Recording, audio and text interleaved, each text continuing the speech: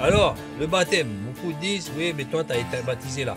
On ne va pas chercher les gens pour un jour leur dire, tu t'es baptisé là, maintenant tu es obligé de rester là. Hein? Jusqu'à ce que mort s'en suive. Non. Il faut avoir du recul, il faut prendre du recul. Il faut savoir rester à la maison et faire le point. Tiens, qu'est-ce qu'on a appris? Qu'est-ce qu'il faut prendre? Qu'est-ce qu'il faut arrêter? Philosophiquement, c'est pas honnête. Préparez le chemin du Seigneur.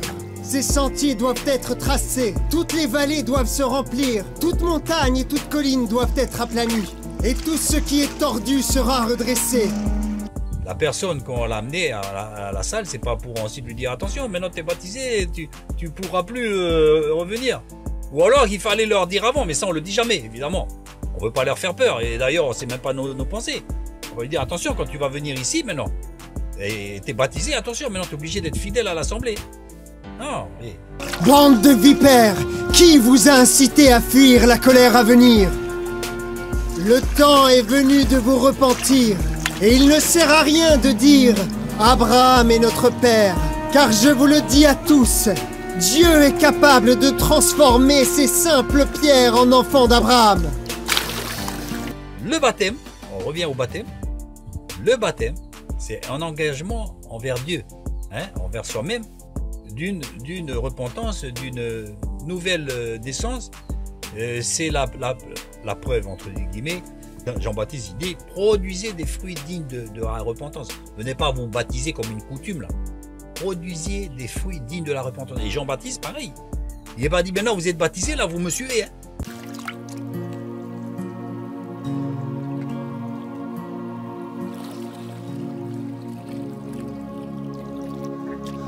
Lâche est déjà à la racine des arbres. Et tout arbre qui ne produit pas de bons fruits sera coupé et jeté au feu. Moi, je vous baptise avec de l'eau. Mais lui, qui est plus puissant que moi, va venir. On n'embrigade pas les gens. On amène les gens dans un lieu de réunion, mais pour vraiment les amener à Christ. Et si un jour il part, mais il va en partir avec la joie parce qu'il dit, bon, maintenant mon frère, tu sais, je vais dans une autre prière, tout ça, mais... Ils n'oublieront pas là où ils ont été. Ils n'oublieront pas.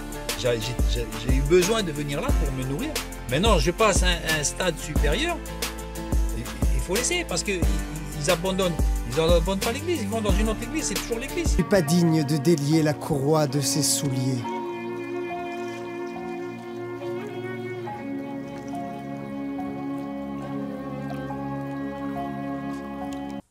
Alors, n'abandonnez pas votre assemblée. Oui. À partir du moment où on sait que c'est notre assemblée. C'est pas personne d'autre à votre place qui va dire « Eh ben attention, c'est ton assemblée ». Il vous baptisera avec le Saint-Esprit et avec le feu.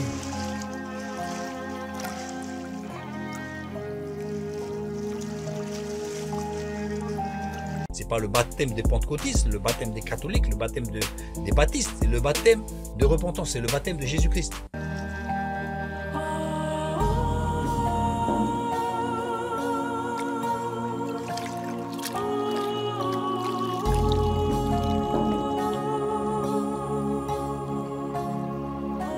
Donc, même que j'ai eu besoin de venir dans une réunion pendant 2 ans, 3 ans, je n'ai dit à personne que c'était mon assemblée. Et personne n'a le droit de dire que c'est mon assemblée. À ma place, c'est moi qui pourra dire « Ah, c'est mon assemblée ». C'est moi qui pourra le dire. Donc, si j'abandonne mon assemblée, c'est parce que c'est moi-même seul qui sait que c'est mon assemblée devant Dieu.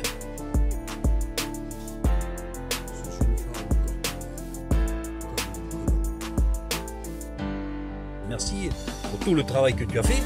Et je sens maintenant dans mon cœur que je dois aller ailleurs. Mais moi, en tant que chrétien, je me donne le droit d'aller voir mes frères et sœurs. Tu es mon fils bien.